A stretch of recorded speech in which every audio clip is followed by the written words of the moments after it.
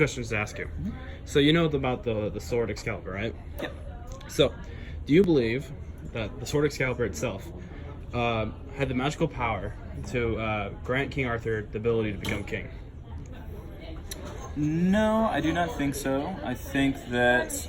Bye. Great day. You too. I think from my understanding of Arthurian legend, was that it is based on real people who did exist. Yeah. There probably was a sword at some point, whether or not it was actually from a magical lake clad in the finest samite is up for debate. But Yeah.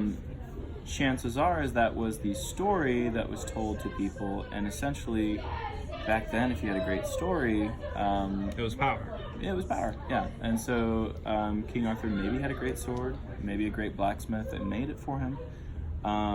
And if he comes to the people and says, "Hey, look, I am your king because this thing happened," right? You're convincing and you are educated and well read, as I'm assuming King Arthur was probably well read. Yeah.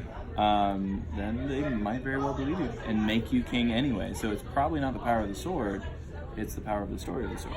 Yes. So my other position for this would be it was his own sheer will that made him king.